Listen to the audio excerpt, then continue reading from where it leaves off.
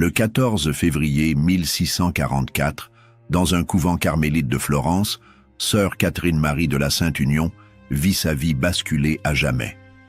Cette nuit-là, alors qu'elle priait dans sa cellule austère, le Christ lui apparut dans une splendeur aveuglante. Il portait une robe d'un blanc immaculé et une couronne de lumière dorée qui illuminait toute la pièce. « Ma bien-aimée », lui dit-il d'une voix plus douce que le miel, « le temps est venu de célébrer nos noces éternelles. Veux-tu devenir mon épouse pour l'éternité ?» Catherine-Marie, bouleversée par cette vision d'une beauté indescriptible, répondit par un « oui » qui résonna dans tout son être. Le Christ glissa alors à son doigt un anneau invisible qu'elle sentit brûler sa chair comme un fer rouge. Mais ce mariage mystique ne ressemblait à aucun autre. Contrairement aux grandes mystiques, comme Thérèse d'Avila qui comprenait cette union de manière symbolique, Catherine-Marie l'a vécu comme un véritable mariage charnel. Dès le lendemain, elle exigea qu'on transforme sa cellule en chambre nuptiale. Elle fit installer un lit plus large, qu'elle para de draps de soie blanche et de pétales de roses fraîches chaque matin. « Mon époux m'attend », déclara-t-elle à la mère supérieure Teresa di San Giuseppe. « Je ne peux plus vivre comme une simple religieuse. Je suis désormais l'épouse du roi des rois. » Cette déclaration provoqua un tollé dans le couvent. Comment une carmélite pouvait-elle prétendre être littéralement mariée au Christ? La situation dégénéra rapidement quand Catherine-Marie refusa catégoriquement de quitter son lit. « Cette couche est notre thalamus sacré », expliqua-t-elle avec une conviction inébranlable. « Mon époux divin vient me rendre visite chaque nuit. L'abandonner serait un adultère spirituel. » Elle ne se levait plus que pour ses besoins naturels, et encore, le plus brièvement possible. Les autres sœurs observèrent ce spectacle avec un mélange de fascination et d'effroi. Catherine-Marie conversait à voix haute avec son époux invisible, lui répondait, riait à ses plaisanteries et même se disputait parfois avec lui. « Jésus me reproche de ne pas assez jeûner », confiait-elle. « Il veut que je sois parfaite pour lui. » La mère supérieure tenta tout pour la raisonner. Elle fit venir le confesseur du couvent, Don Marcello Vanni, théologien réputé et fin connaisseur de la mystique chrétienne. « Ma fille, » lui dit-il avec patience, « le mariage spirituel dont parle saint Jean de la Croix et sainte Thérèse d'Avila est métaphorique. Aucune créature humaine ne peut prétendre être littéralement épousée par le Christ. » Catherine-Marie le regarda avec pitié. « Père, vous parlez selon la sagesse humaine. Mais Dieu peut-il être limité par nos conventions? Si le Fils de Dieu a pris chair humaine, pourquoi ne pourrait-il pas épouser une âme qu'il a choisie? » Sa logique imparable déstabilisa le prêtre qui ne sut que répondre. Pour prouver l'authenticité de son mariage mystique, Catherine-Marie commença à manifester des phénomènes extraordinaires qui défièrent toute explication rationnelle. Chaque matin, les sœurs trouvaient dans sa cellule des parfums de rose et de jasmin si intenses qu'ils embaumaient tout le corridor. Aucune fleur fraîche n'expliquait ces senteurs paradisiaques. Plus troublant encore, son lit vibrait doucement pendant ses extases, comme bercé par une présence invisible. Plusieurs témoins jurèrent avoir vu des lueurs dorées danser autour de son corps pendant qu'elle conversait avec son époux divin. « Il me caresse le visage », murmurait-elle en extase.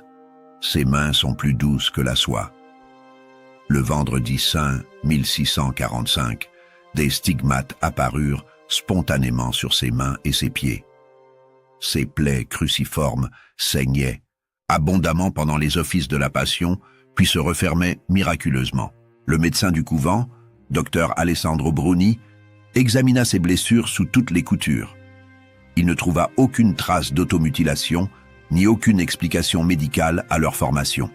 « Mon époux partage avec moi sa passion », expliquait Catherine-Marie avec une sérénité déconcertante. « Ces stigmates sont les bijoux qu'il m'offre, les preuves visibles de notre union sacrée. » Elle portait ses plaies, comme d'autres portent leurs alliances, avec une fierté mystique qui impressionnait même les plus sceptiques.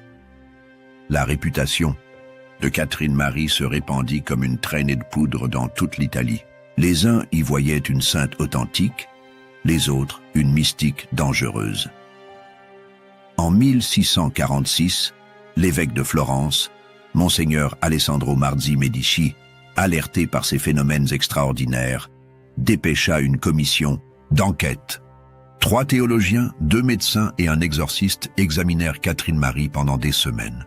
Ils la questionnèrent sur ses visions, testèrent ses connaissances doctrinales, scrutèrent ses extases sous tous les angles. Leur verdict fut déroutant. Ils ne trouvèrent rien d'hérétique dans ses déclarations, aucune trace de possession démoniaque, et ces phénomènes mystiques résistaient à toute explication naturelle. Cette femme possède une science théologique qui dépasse largement sa formation, nota dans son rapport le père Giovanni Battista Scarampi. Elle cite les pères de l'Église avec une précision remarquable et développe une doctrine mystique d'une orthodoxie parfaite. Comment une simple carmélite pouvait-elle égaler les plus grands docteurs en théologie? Mais l'aspect le plus troublant était sa constance inébranlable. Interrogée pendant des heures, menacée d'excommunication, soumise à des exorcismes, Catherine Marie ne variait jamais dans ses déclarations.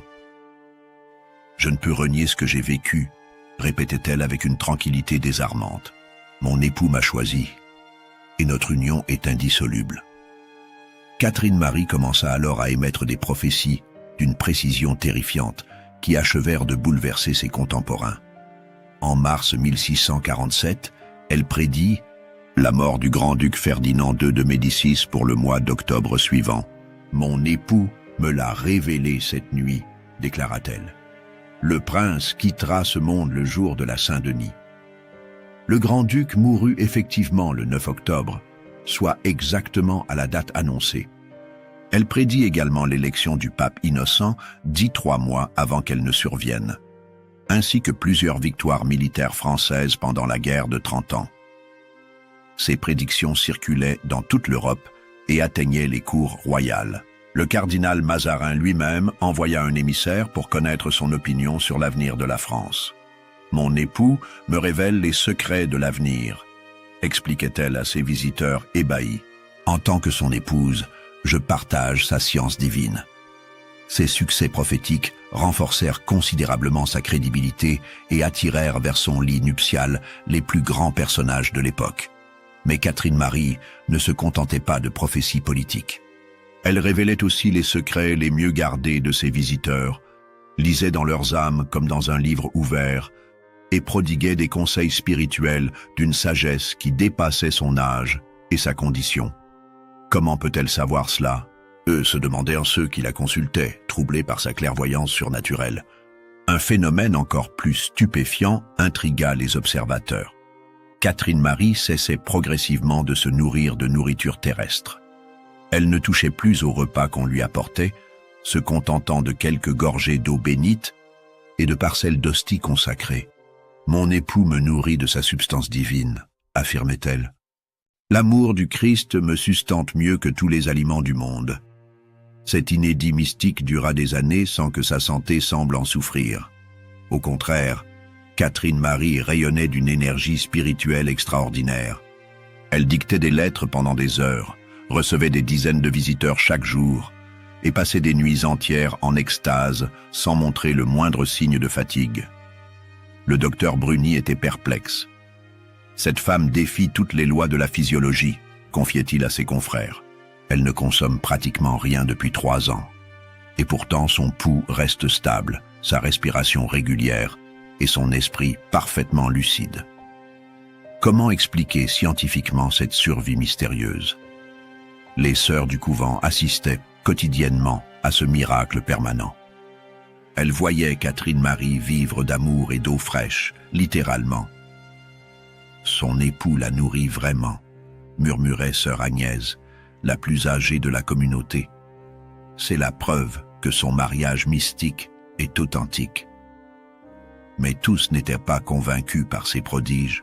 Une partie du clergé italien commençait à s'inquiéter de l'influence grandissante de Catherine Marie.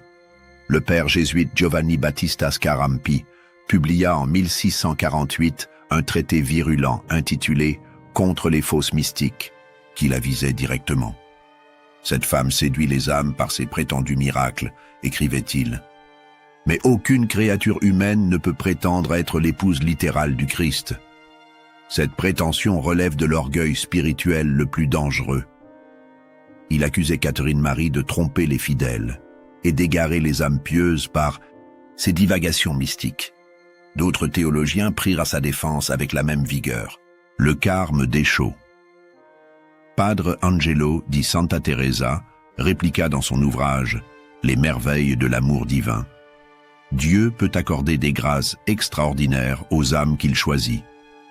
Qui sommes-nous pour limiter la toute-puissance divine? Le Middeldienst, débat théologique, faisait rage dans toute l'Europe catholique. Catherine Marie accueillit ces controverses avec un détachement olympien. « Qu'il parle », disait-elle en souriant. « Mon époux connaît la vérité de notre amour. Les hommes peuvent douter, mais notre union transcende leur pauvre conception. » Cette sérénité face aux attaques ne fit qu'alimenter davantage les polémiques. En 1649, les controverses atteignirent une telle ampleur que le pape Innocent X dut intervenir personnellement. Il dépêcha à Florence une commission extraordinaire dirigée par le cardinal Alessandro Albani, grand inquisiteur du Saint-Office. Cette délégation d'élite comprenait les plus grands experts en mystique de l'époque. Pendant 3 mois, ils soumirent Catherine Marie à un interrogatoire serré. Chaque détail de ses visions fut passé au crible, chaque prophétie vérifiée, chaque miracle expertisé. Les inquisiteurs cherchaient la moindre faille, la plus petite contradiction, qui aurait pu révéler une supercherie ou une hallucination. Mais Catherine Marie déjoua toutes leurs tentatives. Elle répondit à leurs questions les plus pointues, avec une science théologique qui les sidéra. Elle expliqua les mystères de la Trinité avec une profondeur qui égalait celle des plus grands docteurs. Elle commenta les Écritures avec une finesse exégétique remarquable. Cette femme possède une connaissance de Dieu qui ne peut venir que d'en haut, nota dans son rapport secret le cardinal Albani. Soit elle est une sainte authentique, soit le démon lui-même se cache derrière ses prodiges. Cette alternative terrifiante plongea Rome dans la perplexité. Pendant que Rome hésitait, l'exemple de Catherine Marie faisait des émules dans toute l'Europe. À Salamanque, sœur Maria de la Conception prétendit elle aussi être mariée mystiquement au Christ et refusa de quitter sa cellule. À Prague, une dominicaine nommée Agnès du Saint-Sacrement adopta des comportements identiques. Ces imitations alarmèrent les autorités ecclésiastiques qui redoutaient un mouvement mystique incontrôlé. Si toutes les religieuses se mettent à prétendre épouser le Christ littéralement, c'est tout l'ordre monastique qui s'effondrera, s'inquiétait le général des Carmélites. Les couvents ne pouvaient fonctionner avec des épouses mystiques cloîtrées dans leurs lits nuptiaux. Certaines de ces imitatrices poussèrent à la logique encore plus loin que Catherine Marie. Sœur Marguerite du Sacré-Cœur, à Lyon, affirma être enceinte mystiquement du Christ et développa même les symptômes d'une grossesse fantôme. D'autres prétendirent recevoir des visites nocturnes de leur époux divin avec des détails d'une précision troublante. Catherine Marie observait ces développements avec inquiétude. Elle profane la sainteté de l'union mystique, déplorait-elle. Mon mariage avec le Christ est unique et authentique. Ces femmes ne font que singer ce qu'elles ne comprennent pas. Mais comment distinguer l'original des copies? Face à cette prolifération inquiétante, le pape Innocent X publia en 1650 un bref apostolique intitulé Mystici Corporis, qui rappelait fermement que le mariage mystique était une métaphore spirituelle et non une réalité littérale. Sans nommer Catherine Marie, ce document visait clairement à limiter l'influence de son exemple. L'union de l'âme avec Dieu se réalise dans l'ordre spirituel, non charnel, proclamait le pape. Aucune créature humaine ne peut prétendre être l'épouse littérale du Christ qui reste célibataire selon sa nature divine. Ce rappel doctrinal fit l'effet d'une bombe dans le monde mystique européen. Catherine Marie reçut cette condamnation implicite avec un calme déconcertant. Le Saint-Père parle selon la sagesse humaine, déclara-t-elle à ses visiteurs. Mais Dieu révèle ses mystères à qui il veut. Je ne peux renier ce que j'ai vécu. Mon époux me l'interdit formellement. » Cette résistance passive à l'autorité pontificale scandalisa ses adversaires. Le général des Carmélites, Padre Giuseppe di Santa Teresa, tenta de la raisonner lors d'une visite personnelle. « Ma fille, l'obéissance à l'Église prime sur toutes les révélations privées. Vous devez vous soumettre à l'enseignement du pape. » Catherine Marie le regarda avec compassion. « Père, l'obéissance au Christ prime sur toutes les autres. Il est mon époux et mon maître. » Comme si elle voulait prouver définitivement l'authenticité de son mariage mystique, Catherine Marie multiplia les phénomènes extraordinaires pendant ces dernières années. Son corps se mit à briller d'une lumière dorée pendant ses extases, visible même en plein jour. Plusieurs témoins rapportèrent avoir vu des anges danser autour de son lit nuptial. Plus stupéfiant encore, elle commença à léviter pendant ses unions mystiques avec le Christ. Son corps s'élevait à plusieurs pieds au-dessus de sa couche, maintenu en l'air par une force invisible. « Mon époux m'emporte vers lui », expliquait-elle après ces épisodes surnaturels. « Il me fait goûter aux délices du paradis. » Ces lévitations attirèrent les foules. Des témoins venaient de toute l'Europe pour assister à ces spectacles mystiques. Nobles, prélats, savants se pressaient dans la cour du couvent pour apercevoir cette femme qui, défiant les lois de la gravité par la seule force de son amour divin. Mais le prodige le plus extraordinaire survint en 1661. Pendant une extase particulièrement intense, Catherine Marie disparut complètement de son lit pendant plusieurs heures. Quand elle réapparut, elle raconta avoir été transportée au paradis pour assister aux noces mystiques d'autres âmes élues. « Mon époux m'a fait visiter sa demeure éternelle », révéla-t-elle. « J'y ai vu des merveilles indicibles. » Inquiètes de ces phénomènes de plus en plus spectaculaires, les autorités décidèrent un ultime examen médical. Les plus grands médecins d'Italie furent convoqués pour élucider scientifiquement le cas Catherine Marie. Ils la soumirent à tous les tests imaginables, scrutant chaque fonction de son organisme. Le docteur Francesco Redi, médecin personnel du grand-duc de Toscane et membre de l'Académie del Cimento, dirigea cette expertise exceptionnelle. « Cette femme présente un métabolisme qui défie toute compréhension », nota-t-il dans son rapport. « Elle survit sans alimentation depuis 15 ans, son poids reste stable et ses fonctions vitales sont parfaites. » Les médecins découvrirent que le pouls de Catherine Marie se synchronisait mystérieusement avec le rythme de ses prières. Pendant qu'elle récitait l'Ave Maria, son cœur battait exactement au tempo de cette oraison. C'est comme si son corps tout entier était accordé à la musique céleste, observa le docteur Redi. Plus troublant encore, ils constatèrent que sa température corporelle augmentait de plusieurs degrés pendant ses extases amoureuses avec le Christ. « Elle brûle littéralement d'amour divin », conclurent-ils. Son organisme manifeste physiquement l'intensité de son union mystique. En 1663, Catherine Marie annonça solennellement qu'elle avait reçu de son époux divin la révélation de leur réunion définitive. Il m'a dit que je le rejoindrais dans sa gloire le 14 février 1664, exactement 20 ans après notre mariage mystique, déclara-t-elle avec une certitude absolue. Cette prédiction suscita une émotion considérable dans toute l'Europe catholique. Les pèlerins affluèrent à Florence pour rencontrer une dernière fois cette mystique extraordinaire avant son départ annoncé. Princes et princesses, cardinaux et évêques se succédèrent à son chevet pour recevoir ses derniers conseils spirituels. Catherine Marie accueillit cette perspective avec une joie rayonnante. « Enfin, je vais retrouver mon bien-aimé dans sa demeure éternelle », répétait-elle. « Notre union terrestre va se transformer en mariage céleste. » Elle commença à distribuer ses rares possessions et à dicter ses dernières volontés spirituelles.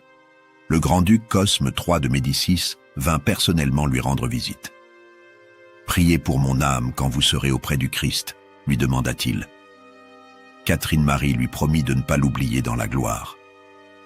Mon époux exauce toujours les prières de son épouse, l'assura-t-elle avec un sourire angélique. Les dernières semaines de Catherine Marie furent marquées par une intensification extraordinaire de ces phénomènes mystiques. Elle passait des journées entières en extase, ne reprenant conscience que pour murmurer des paroles d'amour à son épouse invisible. Son visage rayonnait d'une beauté surnaturelle qui frappait tous les témoins. Elle ressemble déjà à un ange, confiait sœur Agnès à la mère supérieure. On dirait qu'elle se transforme peu à peu en créature céleste. Effectivement, Catherine Marie semblait se détacher progressivement du monde terrestre, comme attirée vers un autre univers. Le 13 février 1664, veille de la date annoncée, elle eut sa dernière extase publique. Devant une assemblée de témoins, elle s'éleva au-dessus de son lit, dans une lumière dorée aveuglante. « Il vient me chercher !»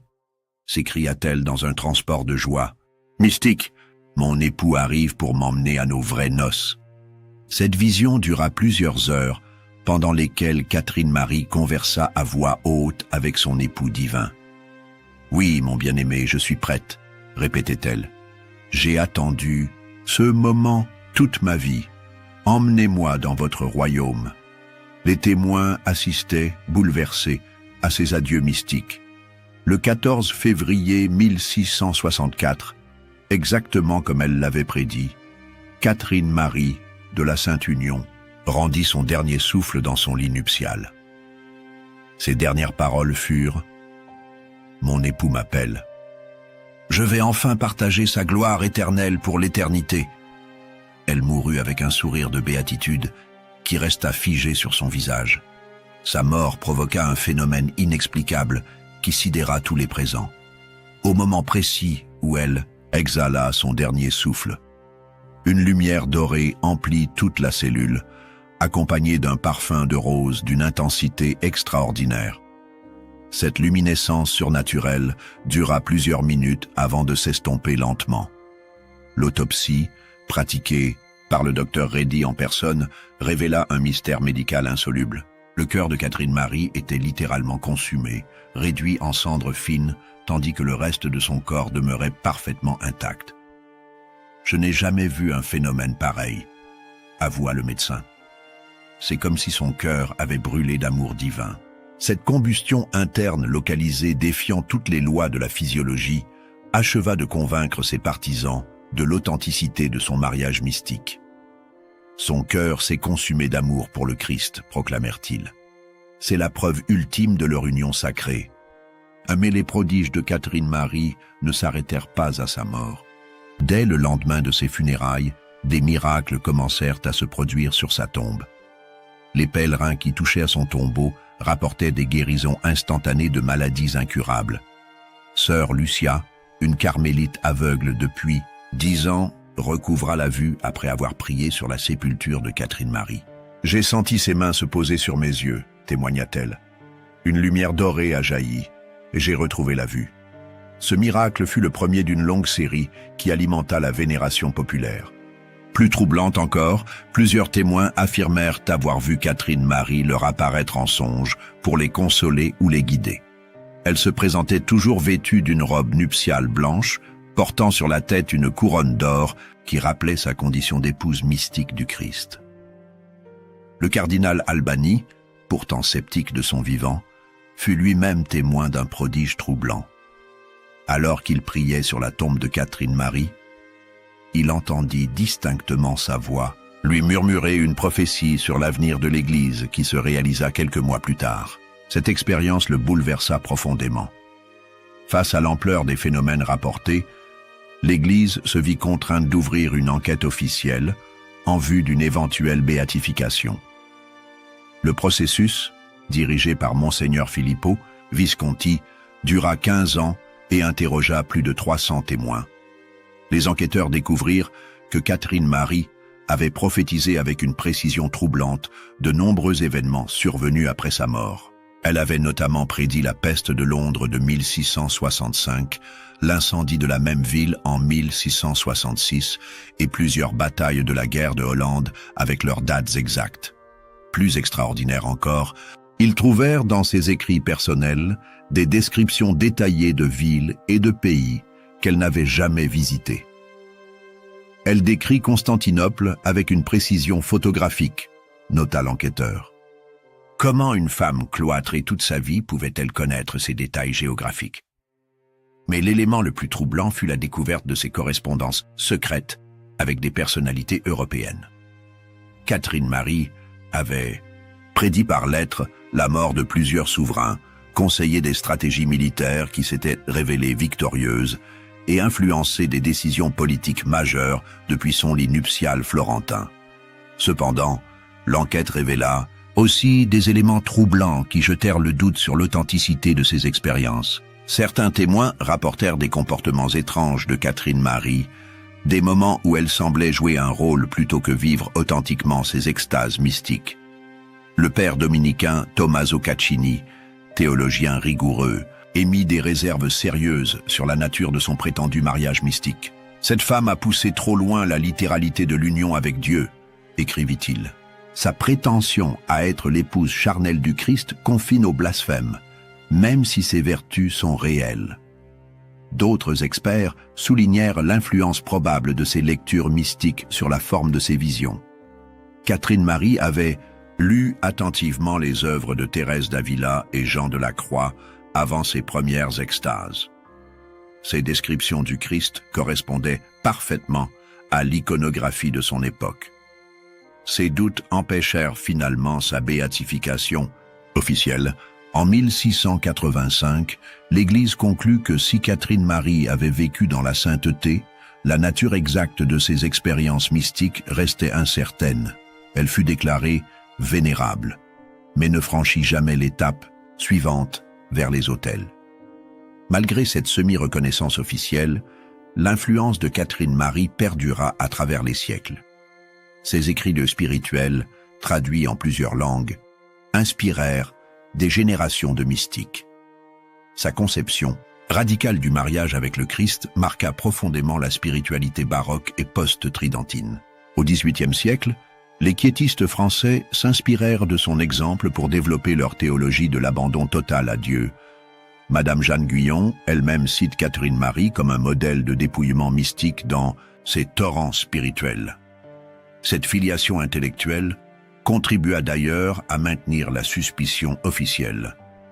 L'art baroque s'empara également de sa figure. Le peintre Luca Giordano immortalisa ses noces mystiques dans un tableau saisissant qui orne encore la chapelle du Carmel de Sant'Anna.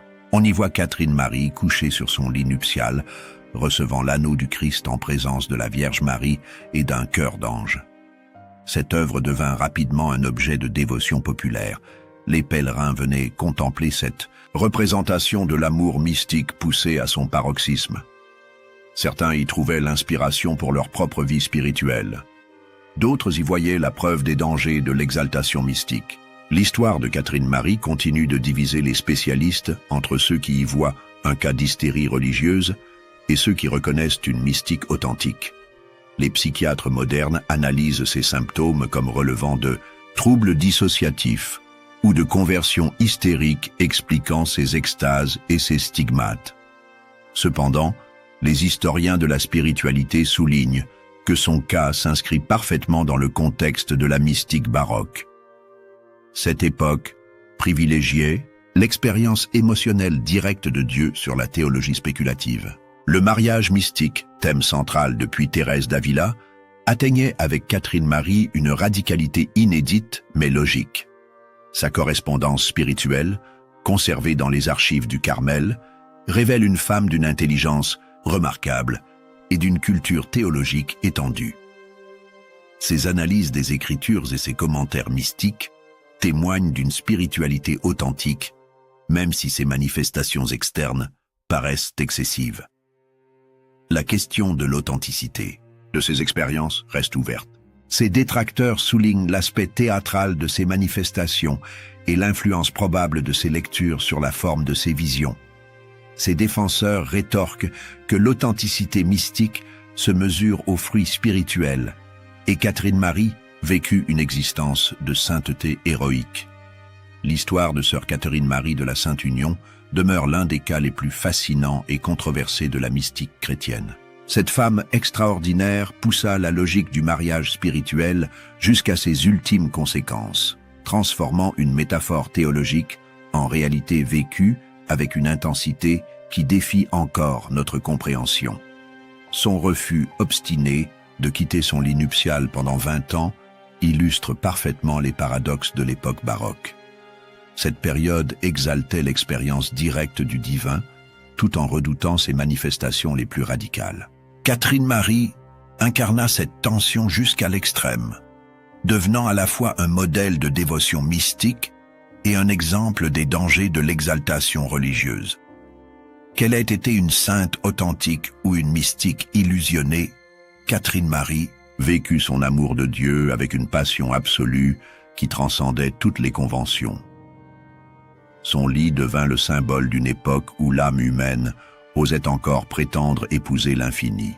Sa vie nous rappelle que la quête spirituelle peut atteindre des sommets d'intensité qui bouleversent nos catégories habituelles et nous confrontent au mystère insurmontable de l'expérience religieuse authentique.